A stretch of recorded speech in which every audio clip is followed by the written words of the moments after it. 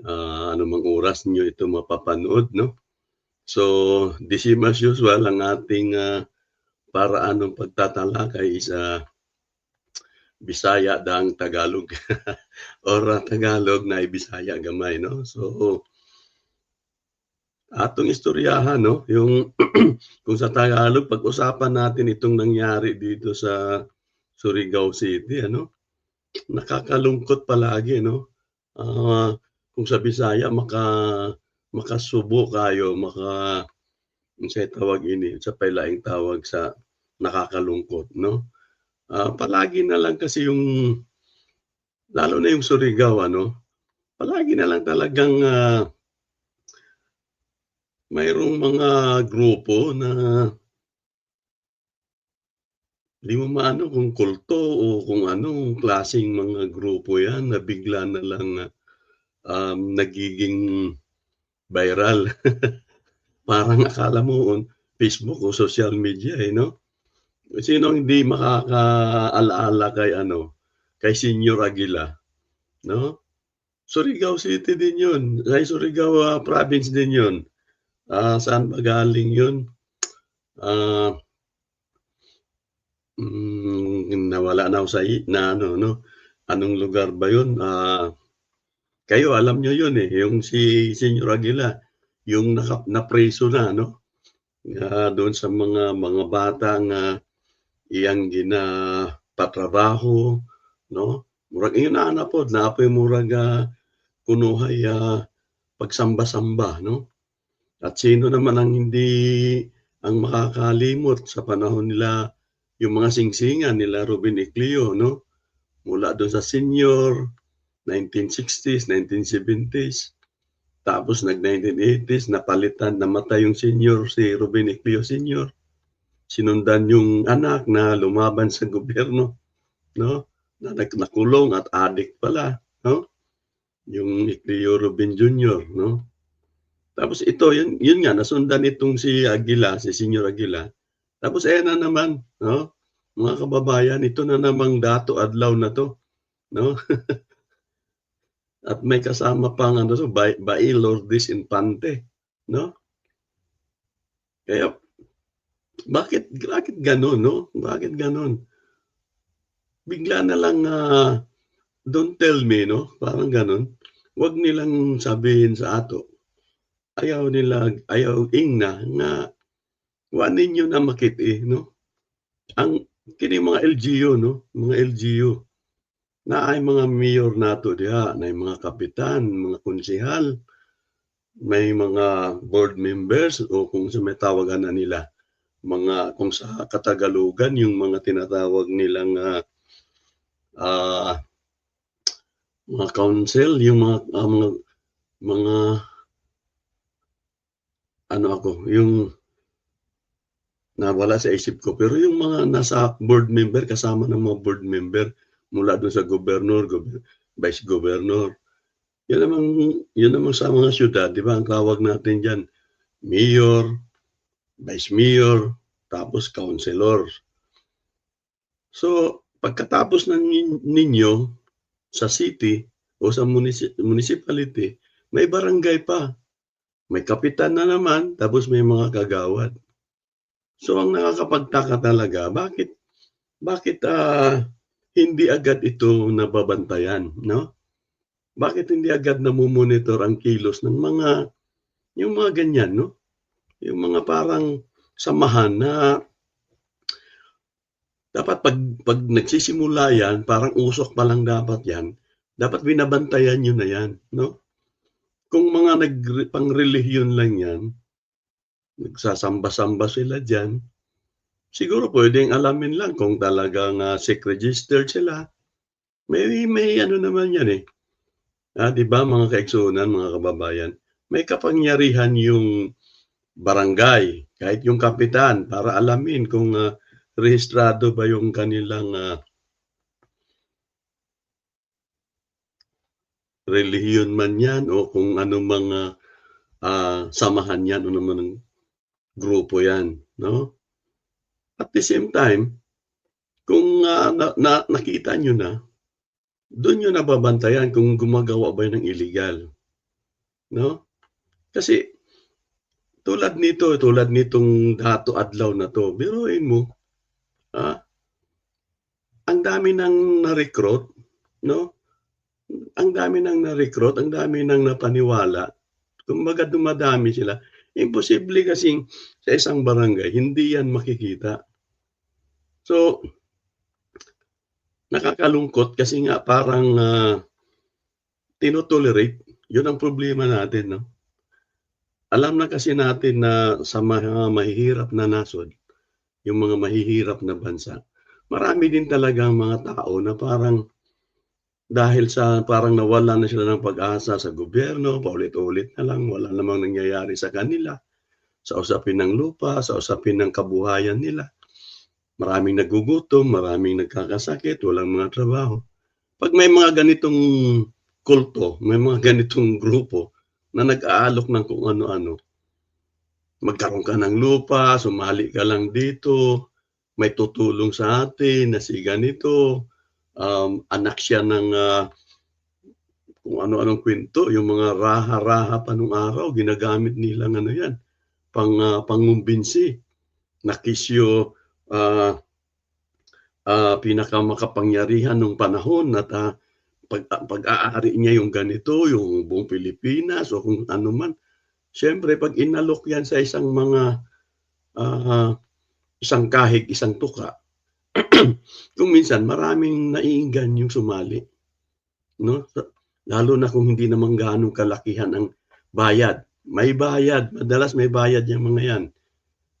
Yung pagpapamiyembro mo, kunyari gagawan ka ng ID, kung ano-anong mga tsapa diyan, 'no? So, dapat bantayan natin 'to, trabaho dapat ng LGU 'yan. Kasi hindi naman agad-agad 'yan malalaman ng nasa nasyonal, 'no? Lalo na't ang mga, establisimento nating pangnasyonal, eh, nasa NCR, 'no? Kayo dapat ang nandiyan, kayo ang mga nandiyan, 'no?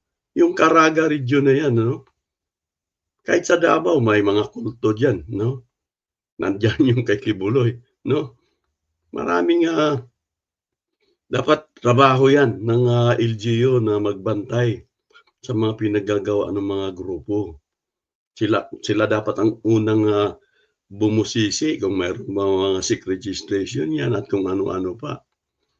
So, tingnan niyo itong nangyari na naman dito kay ano, biruin mo yung mga kababayan nating nagnenegosyo, mga simpleng mga kainan, mga simpleng, barbershop man 'yan o kung ano mang klaseng mga may gate ano.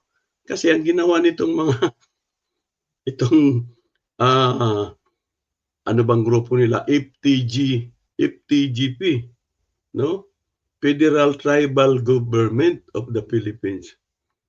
Si sayunan ka na nakapangumbinsi sila nga naayong ana nga grupo, federal government, may ginaistorya, 'no? Kana palang daan dapat 'pag narinig ng kapitan 'yan, down na dayon na, 'no? Kaya walang ganyan, hindi pa naman na-approve 'yan sa Pilipinas, 'di ba? Merong nagpapanukala niyan sa nasyonal, alam niyo kung sino, siyempre yung isa ding mukhang kulto na si Robin Padilla at si, Duterte noon, 'no? Pinangalandakan niya yung pagbabago ng, sistema ng Pilipinas mula sa democratic, form of government, eh, federal, system. So ayan, may mga grupong gumagamit ng mga federal na 'yan, na hindi naman nga ano pa 'yan, parang heresy pa lang 'yan, pinag-uusapan pa lang 'yan. Sa ibang bansa mayroong federal system of government, pero sa Pilipinas wala 'yan. So bakit nakapanghikayat ito, 'no? Bakit sila nakapagparami kahit 100 man 'yan, nakakaduda pa rin 'yan. Ito kasing Surigao, alam niyo mga kababayan, may ano ako diyan, may sentimento ako diyan kasi, ang inyong lingkod ay, diyan sinilang, 'no? So, kumbaga mahal natin yung lugar na 'yan, yung bayang, sinilangan natin, 'no? So, nalulungkot ako na patuloy talaga na nakakapag, nakakagalaw, nakakapang-uto, 'no, nakakapangbudol, nakakapangumbinsi. Yung mga ganyang grupo-grupo, ha? Tandaan niyo mayro'n pang ano diyan, may mga tadtad pang sinilang nung araw diyan, mga grupong tadtad na yun naman ay,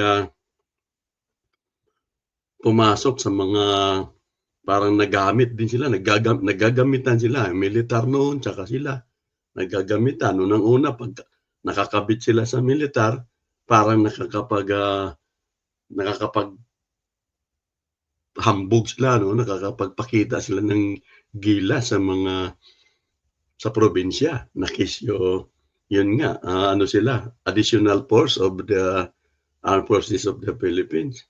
Pero ang masama nga dun, may mahika dun, may kasamang may kasama na ng mga bilip-bilip, yung mga paniniwala na hindi tatablan, 'no? Kaya nga tadtad kasi kesyo daw hindi tatablan ng itak at kung ano-anong anting-anting, 'no?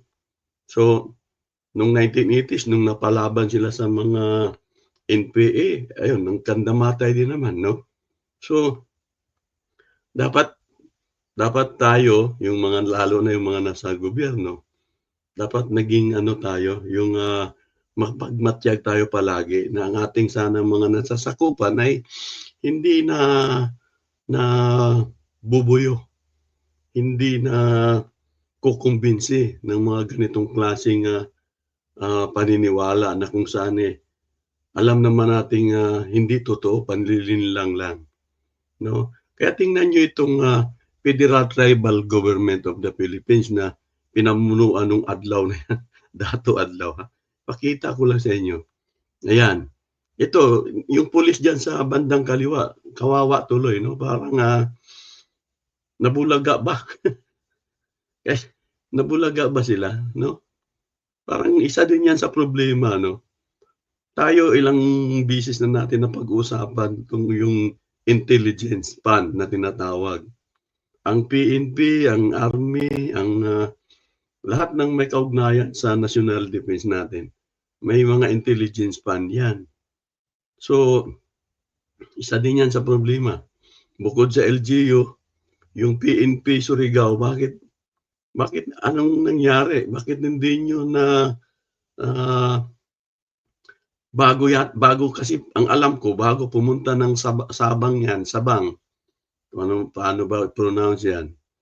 Alam ko 'yang Sabang na 'yan, kasi ano 'yan, 'yan yung paliguan diyan sa Surigao City noon nung mga 1970s, 'no? Diyan pumupunta yung mga gustong magbe-beach, 'no? So, hindi ko akalain na ang dami na rin palang residente. Nung araw parang puro lang ano diyan, mga kubo-kubo. Eh, ngayon sa pinapakita, ang dami na palang bahay, 'no? So, ang alam ko yung babae kanina 'no, ah, balikan natin. 'Yan, itong si Bay Lourdes Infante na 'to, parang taga Butuan City pa daw ito.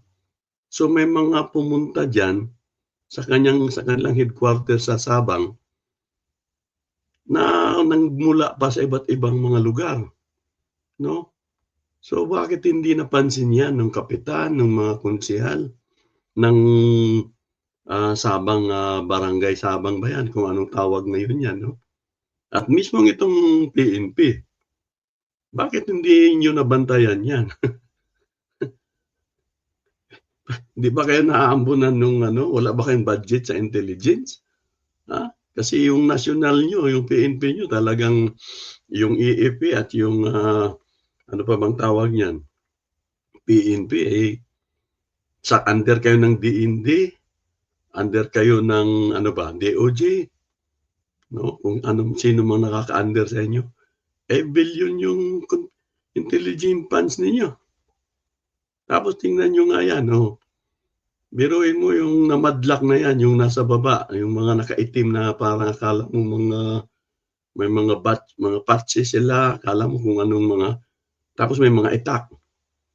Alam niyo mga kaigsunan, mga kababayan, kahit itak lang yan, siyempre, pag babae ang mga kaharap nila, kahit nga lalaki, matatakot ka pa rin dahil baka bigla ka na lang wasi-wasi ng samurai nila o ng itak nila. Nakakalungkot, no? Na ako kasi hindi ako maniniwala. Tama ba kayo yung mga kakardo kritiko natin? Tama ba kayo na hindi ka panipaniwala na itong mga ito bigla na lang mapunta diyan sa isang lugar na walang makakakita.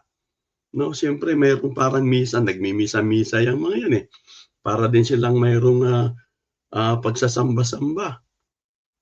So, anong ginagawa ng mga barangay kagawad na halos kapitbahay din lang ng mga ginawa nilang headquarters? No? Mismo ang kapitan, anong ginagawa? Bakit hindi nag-report sa kapulisan?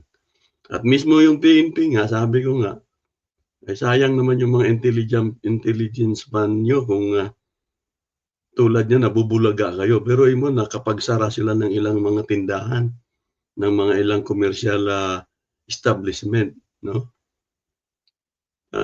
Talagang ito, magpapakita pa tayo ng updates kung ano na mga nangyari, no? So mukhang pinatawag na ng hindi ko alam, hepe ba siya ng kapulisan o ng mayor, ano? Pero may nakita tayong video, ito ay galing doon sa isang vlogger din na 20 boy yata, no?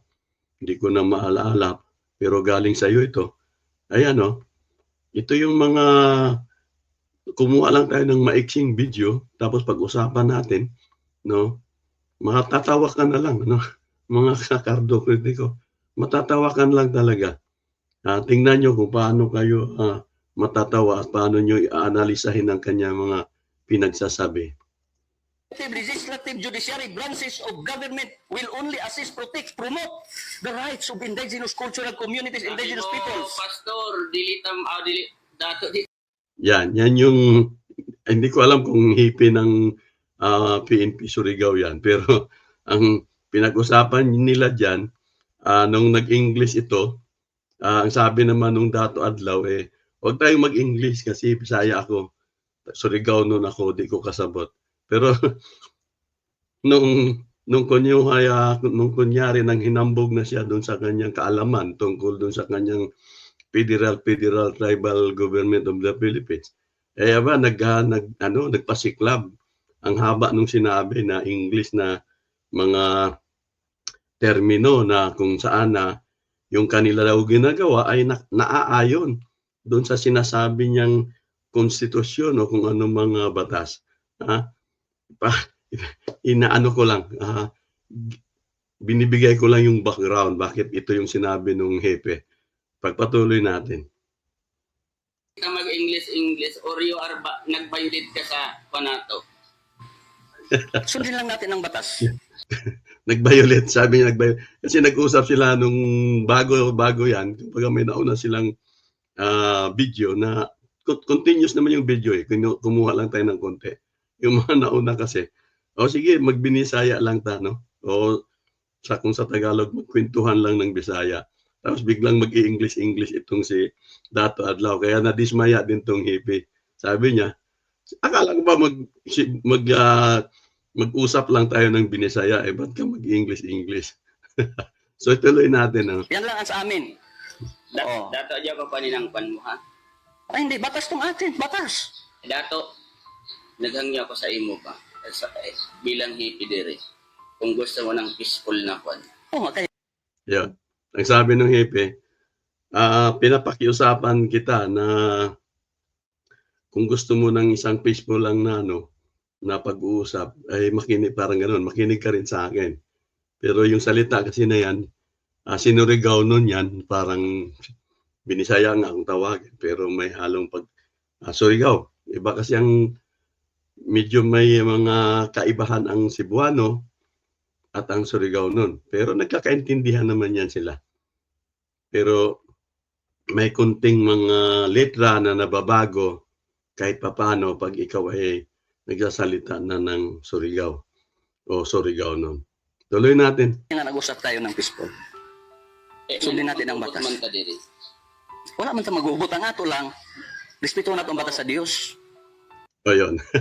Kita nyo, doon pa lang maano na kayo eh. Na parang may diferensya do. No? Wala tong pinag-iba kina Ecleo Jr., no? Na parang nasaniba na, ano? Yung pala nagbibisyo na. Iba-iba nang lumalabas sa bibig. Wala rin pinag-iba ito kay Senior Aguila, di ba?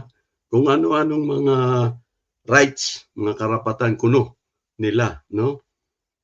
Pero mo, magsasabi ka ng kung ano-ano, federal tribal government, ito ay diplomat, tapos bigla kang magsasabing ito ay batas ng Diyos. Kailan ba kinikilala yan ng kung nasa democratic form of government tayo? Hindi naman pwedeng isali mo yung usapin ng batas ng Diyos diyan. Parang ginagawa mong panakot yung Panginoon, no? Iba naman yun, no? May tinatawag tayo nga, nalalaman natin yung sinasabing mga 10 Commandments, no? Pero hindi mo, pag ikaw ba ay maghahatol, yung bang gagamitin mong pagpaparusa, yung nakalagay sa 10 Commandments. Siyempre hindi, kasi nga mayroon tayong sinusunod na mga civil rights, mga konstitusyon, mga, kumbaga, yung batas natin na nasa gobyerno natin, no? Nasa, kumbaga, sa Republika ng Pilipinas, yung kung ano man yung mga batas diyan, yan yung dapat kinapapalooban mo at wala nang iba. Pero tingnan mo itong dato adlaw na to. Talagang wala. Batas sa Dios ang amo Sukuhin gidala. mo ng tagsulti mo. Asa man ko dapat Aware ka. sir na sukuhay. Nag-i-invoke ka ng katungod mo sa kabalaod, pati Ginoo tag-invoke mo, tapos Yun. dili ka magrespeto sa katungod ng ibang tao. Hindi. Yun. Yan, ba kita? Nagrespeto ako. Nag-explain ako. Hindi lisod sa buton. Kanang na yan. Kaya nga, ito diplomat, exemption sa any mandatorious authority sa government. But mong ipasabutan ng diri, padlakan mo kasi gusto mo. Kundi mo comply. Kasi gusto mo. Kung dili mo comply, Oh. Biruin mo, yun ang sinasabi ko, no? Biruin mo, diplomat, kailangan daw magpa-under ka sa diplomat. Pag hindi ka nagpa-under, parang lumalabag ka na sa kulto nito, sa grupo nito, yung si Dato Adlaw. Tapos, kung nagsabi sila na sila ay tribal, sila ay mga, sila ang nagmamay-ari. Biruin mo, sila ang nagmamay-ari sa buong Surigao, Mindanao, maging buong Pilipinas na, sinasabi niya sa mga miyembro na yan ay galing pa sa kanilang mga ninuno at ikaw ay nakikigamit lang sa lupain nila, no? Kaya pag hindi ka mag-comply, meron silang hinihingi. Yun na, pinapadlock nila. Pinapadlock nila yung business establishment. Biruin mo, at nakapang-padlock sila. Yun ang nakakalungkot. Biruin mo, perwisyo ang inabot ng mga senarado. Anong dito nakakahiya, ano? Nakakalungkot man, pero itong ating LGU diyan sa Surigao at inaano natin ito, no? Yung ina-announce natin ito, binobroadcast natin ito na huwag mangyari sa ibang mga LGU. Nakakalungkot na may mga napiperwisyo dahil sa inyong kawalan ng anong tawag dito. Yung advance dapat kayo, no? Na-prevent dapat ninyo agad yung mga ganyang posibleng mangyari. At kita nyo tuloy, biruin mo, ang lakas pa ng loob ng dato adlaw na to na hindi kasi sumunod sa amin. Nagbigay na kami ng tawag nito, nagbigay na daw silang pasidaan, kung sa Bisaya pa, no? Pahimangno, no? Nagbigay na sila ng, kung sa Tagalog naman in-inform na namin, parang gano'n, no? Nagbigay na sila ng informasyon na pag hindi kayo sumunod, isasara namin kayo mamayang gabi. Biruin mo, nakakapang hasik, no? Nakakapanghasik ng lagim ang mga klaseng ang mga ganitong klaseng samahan. Sana wag na mangyari ano, sana wag na mangyari. Tuloy natin 'to kapiraso na lang. Hindi ko gusto, batas. Batas.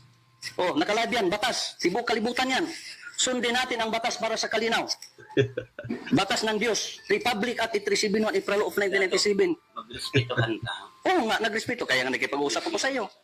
Tapos nagpahunong ka ng polis, dili ka mumuhunong. Dili lagi pwede, wala jurisdiction ng pulis. Assist ramo. Kay organisasyon ramo. Sayunan ka. Pinapahinto pala sila sa isang checkpoint Hindi humihinto dahil wala daw karapatan yung PNP sa kanila. Patay na tayo dyan. No? Pag ganyan ang paniniwala ng isang tao, ay gagawa ng illegal yan. Biruin mo, pumasok na yan sa isip niya Kumbaga parang kung nakapag-brainwash din yan, pwedeng mamatay ang mga tauhan yan. Dahil sa paniniwala nila sa sinasabi nitong dato adlaw na to. No?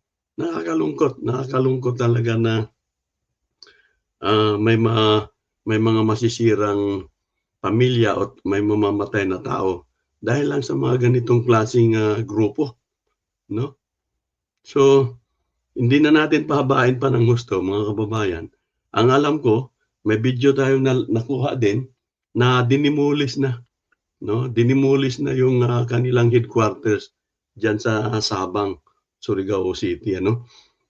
At ito yung tawag nito, ito yung nakuha nating video, ano. Maipakita ko lang sa inyo na dapat ginawa na agad to nung LGU Surigao City at ng PNP. Kung ginawa nyo agad ito nung dumating sila diyan, kaya hindi na sana sila nakapanggulo, no? So ipakita ko man ito sa inyo, ang isa pa rin sa layunin talaga natin na sana wag ito mangyari sa iba pang mga LGU, no? Sa ibang mga local government units or sa ibang mga probinsya, ang ibig kong sabihin, no? Ito 'yon, mga kaibigan. Pwede mo ligid ba? Muligid ito na, kamutato.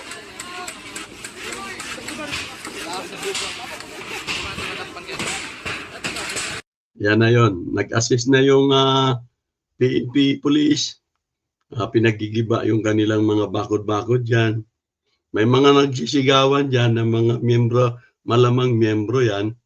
So, siyempre, nagsasabi na naman na yung mga rights nila sa paninirahan. Pero yun na nga, dahil sa ganang akin, no, kahit pa Surigao nun din yung mga sila dato adlaw na yan, hindi natin talaga kukonsintihin yung mga ganyang klaseng grupo, no, na pwede nato tawagon nga mga mangingilad, no. So dapat lang gibain yung kanilang headquarters, no, dahil ginawa na nilang kampo yan, no. Diyan sila parang nagtatago at anytime di natin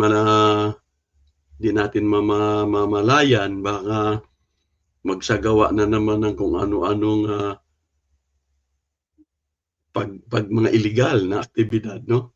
So, mainam na i-disperse na lang yan, i-demolish yan, at kasuhan sila, no? Ikulong yung dapat ikulong. Kasi kung tutusin na may kaso yun, yung kanilang pangpapadlak, no? Parang economic sabotage yun, no? At sa mga na-recruit nila, may mga ibang video din na tayong napanood, may minor de edad silang ni-recruit o napasama sa kanilang grupo. Kaya parang human trafficking din ba yun? Or yung pag-impliyo ng minors, no? So, kumilos kayo, no? LGU. Lalo na ngayon dyan sa Surigao, na nandyan yan sila. Kumilos kayo, no? Yung mayor dyan, yung kapulisan dyan, mga barangay dyan, kapitan, kagawad, at kung ano-ano pang may katungkulan sa gobyerno, no? Dapat sayang naman. Binoboto kayo ng tao, ano? Mag-eleksyon pa nga, no? Tapos wala man lang kayong ano, hindi man lang kayo makapagbigay ng mga impormasyon. Tulad niyan, bagong dating dapat sila diyan, ni-report nyo na agad dapat yan. Binantayan na dapat yan, no? Yun lang mga kaibigan, di na natin gano'ng pahabain kahit itong demolition na to, no? Nakikita nyo naman, no? So, mainam na rin yan, no? Mainam na rin yan. Tayo, pumapabor naman tayo sa mga kababayan nating walang mga bahay at gustong magkaroon ng bahay. Sila ay nadidimulis pa rin. Ito pa kaya na mayroong ginawang mga illegal, no? Parang gumawa sila ng kampo, no? Gumawa sila ng headquarters nila, yung kanilang Federal Tribal Government of the Philippines. So mas lalong hindi to dapat kaawaan, no? Dapat dito ma-demolish talaga, no? So yun lang mga kaigsoonan, no? Mga kababayan kong Bisaya, no? Mayong adlaw ninyong tanan og salamat sa inyong pagtan-aw, no? Amping tang tanan. Kung sa Katagalugan naman, maraming salamat at ingat tayong lahat. Okay? Share, comments, paki-subscribe, no? Yun lang po.